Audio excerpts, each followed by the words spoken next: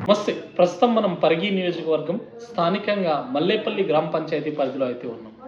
ఏదైతే కాంగ్రెస్ పార్టీ అధికారంలోకి వచ్చి దాదాపు 2 సంవత్సరాలు అయితే పూర్తి కావస్తున్నది. ఈ 2 సంవత్సరాల్లో స్థానికంగా గ్రామ పంచాయతీ పరిధిలో ఎటువంటి అభివృద్ధి కార్యక్రమాలు జరుగుతూ ఉన్నాయి? ముఖ్యంగా 6 గ్యారెంటీలు కావచ్చు, ఇంకా ఇందిరమ్మ ఇల్లు కావచ్చు, రేషన్ కార్డ్స్ కావచ్చు, సన్నబియ్య కార్యక్రమం, సీసీ రోడ్స్, సో ఇటువంటి అభివృద్ధి కార్యక్రమాలు జరుగుతున్నాయా? ఎంత మేరకు జరుగుతూ ఉన్నాయి ఏంటిదని చెప్పేసి, అదేవిధంగా సర్పంచ్ కావచ్చు, ఎంపీటీసీ ఎలక్షన్స్ కూడా అతి సమీపంలో అయితే ఉన్నాయి.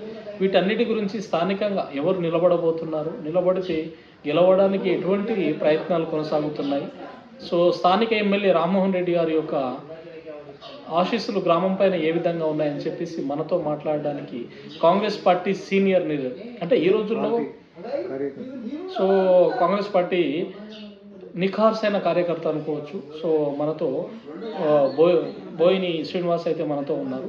వారి మాటల్లో స్థానికంగా మల్లేపల్లి గ్రామానికి సంబంధించిన అభివృద్ధి విషయాల గురించి చర్చించే ప్రయత్నం అయితే చేద్దాం. నమస్తే అన్న, ఎట్లా ఉన్నారు? బాగున్నారా? సో ముఖ్యంగా మొదటగా మనం మాట్లాడుకుంటే, మీరు ఎప్పటి నుంచి అన్న కాంగ్రెస్ పార్టీలో వస్తారు? కాంగ్రెస్ పార్టీ అంటే కొన్ని ఏంటైంది మేము ఉండవు. అంటే మా తాతలు, మా అప్పలు, మేము కూడా మా ఇల్లు వరకు అయితే ఏ టీఆర్ఎస్ కూడా మన ఇల్లు వరకు వచ్చి ఓటేస్తామని కూడా అడగదు. ఇప్పుడు బీఆర్ఎస్ పార్టీ ఉంది, బీజేపీ పార్టీ ఉంది, బీఎస్పీ, ఇట్లా చాలా పార్టీలు ఉన్నాయి. అన్నీ ఉండగా మీరు కాంగ్రెస్ పార్టీని అంటి పెట్టుకొని ఉండడానికి కారణం ఏంటి? కాంగ్రెస్ పార్టీ అంటి పెట్టుకుని ఉండమని అంటే ఉండము దాంట్లో ఒక ఇల్వ మంచిగా ఉండాలని ఉండము దాంట్లో.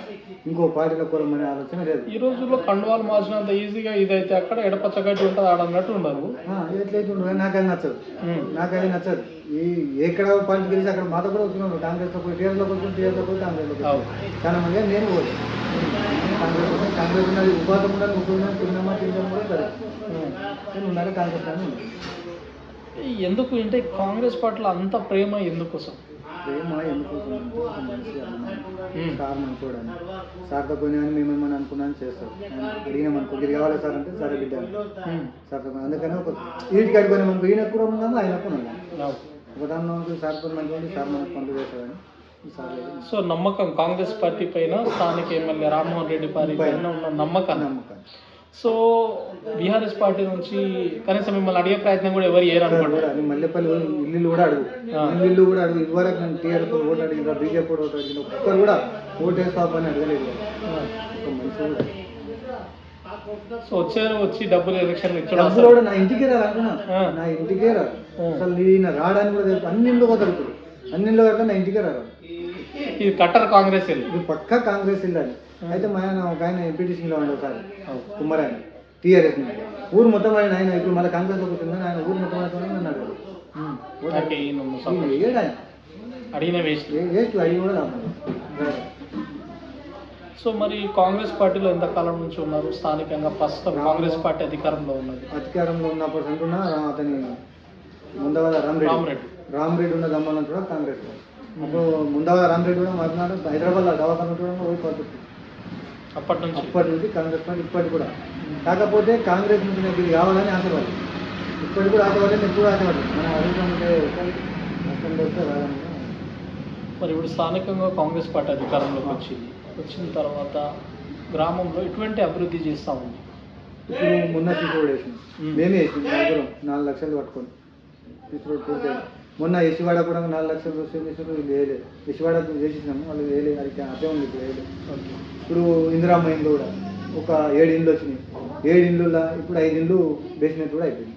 ఇక 2 ఇండ్లు బేస్మెంట్ కాలే, ఏం కాలే, అట్లే పెయింటింగ్ ఉంది. సో ఇంతవరకు బేస్మెంట్ అయిన బిల్లు వచ్చేసి బిల్లు అదే బిమ్ములు వచ్చి దాన్ని డెంటల్లో చేసేసారు కదా. ఆల్రెడీ సోమవారం రోజు బిల్లు పడుతున్న 1 లక్ష రూపాయలు. టెన్షన్ ఉండదు అన్నారు. సోమవారం లక్ష పడుతున్నాయి అంటారు. ఎట్లా ఉంది జనాల నుంచి ఇల్లు ఇవ్వడం అనేది ఎట్లా అనిపిస్తుంది? అయితే జనాలకి ఏమంటే మా ఊరికి మేము సార్ని అడగలే. సార్ని మేము పోలే, ఒక రోజు కూడా మాకు మా ఊరికి ఇల్లు కావాలి సార్ అని అడగలేము. ఆ సార్ ఏం ఇచ్చిందంటే మా ఊరికి అడగకుండా 7 ఇండ్లు ఇచ్చింది. 7 ఇండ్లు ఇస్తే ఆ ఇళ్ళక్కడ పెద్ద లొల్లి పెట్టుకున్నాం. దాన్ని కమ్మినం ఎట్లనే మెయింటెనెన్స్ చేసి మళ్ళీ సెకండ్ విడత చేస్తామని ఇప్పుడు సార్ని అడిగి కూడా మాకు ఇస్తుంది సార్ అని మేము అడగలేదు సార్. మరి ఇప్పుడు సెకండ్ విడత అడుగుతారా? అడుగుతాం సార్. నేనే అడిగిన సార్ ఇంటికి పోయిన మొన్న మీటింగ్ పెట్టినా సార్ నేనే కలిసి నేనే చెప్పిన కూర్చు సార్ మాకు ఇట్లా ఉన్న పరిస్థితి అంటే దాన్ని అమ్మ వచ్చినాక చూద్దాం ఆలోచన చేద్దాం అడుగుదామని కూడా చెప్పి సెకండ్ విడత ఎన్ని కావాలి చెప్పండి అమ్మ ఇచ్చేస్తాను. ఎప్పుడు వస్తుంది ఇప్పుడు సెకండ్ విడత? ఈ ఎలక్షన్ అయిపోయినాక ఎలక్షన్ ఇతను వస్తాం మన ఎలక్షన్ అంటే కదా అది ఆపేసినారు. సో ఏదేమైనా ఊర్లో ఇల్లు లేని వారికి విడతల వారికి ఇల్లు ఇచ్చే ప్రయత్నం అయితే నడుస్తాం. ఇల్లు లేని వాళ్ళకి ఇచ్చిన ఇప్పటికి కూడా ఇల్లు వాళ్ళకి వెళ్ళి ఒక్కరికి కూడా ఇల్లు లేని వాళ్ళకి ఇచ్చిన ప్రస్తుతానికి నాకే లేదు ఇంట్లో ఊళ్ళో ఇల్లు. దాని నాకు ఇల్లు లేక జాగా కూడా లేదు ఇప్పుడు కట్టుకోనికి ఊళ్ళని జాగా లేకపోతే కూడా మా పల్లెలతో ఉంటాడు ఏమవుతుంది. ఇప్పుడు మేమేమనుకుంటాం నేనే ఇల్లు పెట్టుకున్నాం అనుకున్నా కానీ అది సెకండ్ కూడా అలా జాగా లేని జాగా ఇస్తామంటారు కదా, ఆ జాగా ఇల్లు వస్తే ఇంత ఆసర అవుతుంది కదా అనే ఆలోచన. ఎందుకంటే ఏం లేదు కాంగ్రెస్ పార్టీ ఉన్నాం గదన్నా తీసుకునకపోతే ఎట్లుంటుంది. ఇతరులు ఇప్పుడు మొన్న ఇయ్యాల ప్రెసిడెంట్కి మేము ఇల్లు ఇచ్చినాం ఇతరులకు వచ్చి వానికి నేను ఇప్పించిన కొద్ది వద్దంటే వీళ్ళు బీఆర్ఎస్ లో కూడా ఇప్పించిన మెట్లు ఇప్పించిన మనం నేను ఇప్పించిన కొద్ది ఎందుకు వద్దు ఇలా ఎందుకు ఇష్టం మొన్న వచ్చిన కానీ వీళ్ళు అరే ఉండదు ఊరోడు మన ఎండ సంది ఉండడానికి అంటే అరే ఎండ సంది మళ్ళీ సెకండ్ వీడియో తీసుకున్నాను నీకు ఉండగా ఇప్పుడు ఉండడానికి అయితే మనకి పూరలేదు కదా. అట్లా 3 ఇల్లు ఇచ్చినాం టీఆర్ఎస్లో కూడా 3 ఇల్లు వచ్చినాయి 7 ఇళ్ళు 3 వాళ్ళకి. సో పార్టీలకు అతి ఇప్పుడు కొన్ని ఊర్లలో ఏమంటే ఓన్లీ కాంగ్రెస్ పార్టీ కార్యకర్తలే తీసుకుంటున్నారు అనే విధంగా అంటున్నారు. ఏం లేదు మా కానీ అట్లా లేదు. కాంగ్రెస్ పార్టీ టీఆర్ఎస్కి వచ్చినాయి 7 ఇళ్ళు 3 ఇళ్ళు వాళ్ళకి ఇచ్చిన టీఆర్ఎస్లోకి ఇచ్చిన వద్దంటే కూడా ఇవ్వాలి తినే మన రేపు పనికి సర్పంచ్ ఇంట్లో పడ్డ ఏదైనా. సో ఎట్లా ఉంది సన్నబియ్య కార్యక్రమం? సన్నబియ్యం మంచిగా రేషన్ కార్డు కూడా మేమే ఇచ్చేసినాం. కొత్త ఇచ్చినా మేము నిలబడి మేమే ఇచ్చినాం. రేషన్ కార్డులు వచ్చిన మాకు సన్నబియ్యం కూడా మంచిగానే వేస్తుంది నెల ప్రతి నెల. సో ఇటువంటి కార్యక్రమాలు అయితే జనాల లోపలికి వస్తున్నాయి. మరి కాంగ్రెస్ పార్టీ 6 గ్యారెంటీల పట్ల జనాలు ఈ 6 గ్యారెంటీలు చూసి రాబోయే సర్పంచ్ కానీ ఎంపీటీసీ ఎలక్షన్లో జనాలు కాంగ్రెస్ పార్టీని గెలిపిస్తారనుకోవచ్చు. గెలిపిస్తారు. ఎట్లా గెలిపిస్తారని ఇంకా 2 ఉంటాయి. ఎందుకంటే అన్ని కూడా సాధ్యం కాదు. ఆయన గెలిచి కూడా 2 ఏళ్ళు అవుతుంది. సార్ కూడా గెలిచి 2 ఏళ్ళు అవుతుంది. అవి కూడా కొన్ని చేసుకుంటూ వచ్చింది. ఇంకా 2-3 పెండింగ్ ఉన్నాయి. చేస్తాడు అవి కూడా చేయడానికి. కానీ ఆయన జర మనం కూడా ఊరు మలుపుకునేది. ఈ టీఆర్ఎస్ వాళ్ళు 10 ఏళ్ళు ఏం చేసాం మనం అనుకున్నాం. 10 ఏళ్ళు ఏం చేసారు ఏడేం చేయలేదు. డబల్ బెడ్రూమ్ ఇల్లు అని ఊరికి ఒకటి లేదు. ఈ దోమ మండలికి ఒక ఇల్లు లేదు. దోమ మండలికి ఒక ఇల్లు కాలేదు. డబల్ బెడ్రూమ్ ఇల్లు అని దోమ మండలికి ఇల్లు కాదు. అప్పట్లో నేను టీఆర్ఎస్లో అడిగిన మంచి ఏమని మీకు ఇల్లు ఇస్తాను మీకు ఇల్లు కదా నన్ను బంగారం పోతున్నాను ఉన్నది చెప్పి నాన్న బంగారం పోతున్నాను అని చెప్పాను. ఎందుకంటే మనకి విలువ మనం అయినా దాంట్లో బతికి తింటే ఒక తాను ఉంటే మంచికి రికార్డ్ అని ఉంటే విలువ ఉంటుంది. ఇప్పుడు సార్తో పోతాం బాధ్యతతో కొట్లాడతాం. మొన్న నాకు ఇల్లు కావాలంటే నేను కొట్లాడాను నేను బాధ్యతతో. ఎందుకు రాయమని నేను రాసుకుంటా అనుకున్నాను. మళ్ళీ నాకు జాగలేదు ఇబ్బంది లేదు అని చెప్పి నేను ఆలోచించాను. సెకండ్ వీడియో జాగలేకపోతే పెట్టుకుంటాను నేను. మనకి మనం దీంట్లో ఉన్న మేలు అంటే దీంట్లో ఇన్ని కొట్లాడి ఇన్ని తినాలి. కానీ అతను ఇతరులతో కొట్లాడుతున్నాడు. సో ఇప్పుడు సర్పంచ్ ఎలక్షన్లో రిజర్వేషన్లు ఒకవేళ అనుకూలంగా వస్తే శ్రీనివాస్ నిలబడతాను. నేను నిలబడతాను. అందుకని మొన్న కూడా చెప్పిన నేను నిలబడతాను. ఊరిలో కూడా చెప్పిన నేను చాలా బీసీలోకి వస్తాను. బీసీలోకి నిలబడతాను. సో బీసీలోకి వస్తే మీరు నిలబడతా ఉన్నారు. అవతల బీఆర్ఎస్ పార్టీ నాయకులు అయితే 10 ఏళ్ళ అధికారంలో ఉన్నారు. ఫైనాన్షియల్ మంచిగా ఉన్నారు.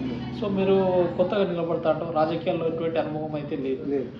సో ఇప్పుడు కొత్తగా నిలబడతా అంటా ఉన్నారు. సో మరి ఆర్థికంగా కూడా గట్టి ఉన్నారనుకోవచ్చు. గట్టి అంటే పేద సంసారం వ్యవసాయం చేసుకొని బతుకున్నాం. వ్యవసాయం అది ఎకరన్నర భూమి.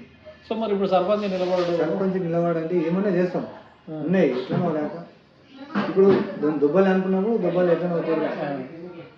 సో ఏదేమైనా అది ఎట్లయినా కానీ సర్పంచ్గా నిలబడడం ఖాయం. ఇదైతే ఆఖరి ఈ సార్ని కాలేజీ మొత్తం సీట్ అన్న తీసుకుని సీట్ ఇవ్వకపోతే కూడా అంటే ఎంపీ అది ఇండిపెండెంట్ అన్నా ఏదో అయితే పక్క సర్పంచ్. కానీ సర్పంచ్ మా టీఆర్ఎస్ కాంగ్రెస్ నిలబడ కూడా నేను నిలబడతాను. ఎందుకంటే మొన్న వచ్చిన నిలబడతాను. జిద్దుకి తీసుకున్నారు. మొన్న వచ్చిన వాళ్ళే నిలబడుతున్నాం. అతలకి ఇతరులకు వచ్చిన వాళ్ళే నిలబడతాం. అయితే ఏమైందంటే అతలు ఇతరులకి ఎట్లా వచ్చారంటే వచ్చారు అతలు ఇప్పుడు అతలతో ఇతరులతో వీళ్ళు మంచిగా ఉంది. వాళ్ళు ఏమంటారు అతలు అంటే నేను నిలబడు మా దాన్ని గోలిరు వాడిని మంచి మా దాన్ని నువ్వు నిలబడి ఊరిలో వాటిని మాది నీదన్నీ నీకు ఎవరితే నీకు గెలుస్తావని అంటున్నాం. మేమేమనుకుంటాం మొన్న వచ్చిన నేను నిలబడను. నేనైతే డిసైడ్ అయిపోయాను నిలబడదని డిసైడ్ అయినా. ఈ బీసీలోకి వస్తాయి బీసీలకు రిజర్వేషన్ రాకపోతే అట్లా నిలబడతాం. కానీ సో ఏదేమైనా సర్పంచ్ నిలబడు గెలుచుడే కాంగ్రెస్ ఎదురేసుడే నిలబడి ఎదురేసుడే తిరుగులేదు దానికి నిలబడితే బీసీలోకి రావాలి. సో ఎట్లా ఉంటారు రామ్మోహన్ రెడ్డి గారు ఏదైనా సమస్య విషయం పోయినప్పుడు చెప్తే ఉంటాడు కూడా బిల్లాస్తారంటే మనం అడిగినప్పుడు అమ్మ పెట్టారమ్మ. మన అమ్మని మనం అన్నం అడిగితేనే అమ్మ అన్నం పెడతారు. ఈసారి కూడా అంటే మనం పోతేనే సార్ మధ్య కావాలంటే ఇస్తారు. మేము అడగాలి ఏదైనా చిన్న పని ఉంటే సార్కి పని అంటే కూడా సరే అమ్మ చేస్తాం. ఆయన ఎన్ని కూడా ధమాకులు పెట్టుకుంటే ఆయన ఈ మొత్తం పెట్టుకోవాలంటే మనం ఒక ఇల్లు మనం ఒక మనిషిగా ఉండాలి, రాష్ట్రం మొత్తం పెట్టుకోవాలి ఆయన. కానీ చేస్తారు పని. మా ఊరు వరకు అయితే పోయినామనుకో కాల్ చేయదు. ఒక 10 మంది మేము కలిసిపోయినామనుకో ఆ టైంకి ఆయన దండి అన్నమాట. ఓకే, ఇది ఏదైతే శ్రీనివాస్ గారి మాటల్లో. సో ఏదైతే మల్లేపల్లికి సంబంధించి గత 10 ఏళ్లలో ఒక డబుల్ బెడ్రూమ్ ఇల్లు వచ్చిన దాఖలాలు అయితే ఎక్కడ లేవు, కానీ ప్రభుత్వం వచ్చిన 2 ఏళ్లలోనే మొదటి విడతలో ఇందిరా ఇల్లు ఇవ్వడం జరిగింది. అదేవిధంగా సెకండ్ విడతలో కూడా ఆ ఊరికి ఇల్లు ఇప్పించే ప్రయత్నం చేస్తాం. సో అదేవిధంగా గ్రామంలో సీసీ రోడ్స్ కావచ్చు, అదేవిధంగా రేషన్ కార్డ్స్ కొత్తగా రావడం, 10 ఏళ్ళు ఎక్కడ లేవు కానీ సో ఇప్పుడు కొత్తగా రేషన్ కార్డ్స్ రావడం కానీ ఇటువంటి 6 గ్యారెంటీలకు సంబంధించిన గ్యారెంటీలు అయితే గ్రామంలో మంచిగా అమలవుతూ ఉన్నాయని చెప్పేసి, ఈ అభివృద్ధిని చూసి నెక్స్ట్ లోకల్ బాడీ ఎలక్షన్లో సో రిజర్వేషన్లన్నీ అనుకూలంగా వస్తే 100% సర్పంచ్గా నిలబడి గెలుస్తా అని కూడా వారి మాటల్లో ఒక ధీమా వ్యక్తం చేసే ప్రయత్నం చేశారు. అదేవిధంగా స్థానిక ఎమ్మెల్యే రామ్మోహన్ రెడ్డి గారు కూడా ఎవరికి ఏ సమస్య వస్తున్నా సో దాని గురించి మాట్లాడగా సమస్య పరిష్కారం కోసం చొరవ కూడా చూపిస్తారని వారి మాటల్లో ఒక వివరణ ఇచ్చే ప్రయత్నం అయితే చేశారు. Thank you.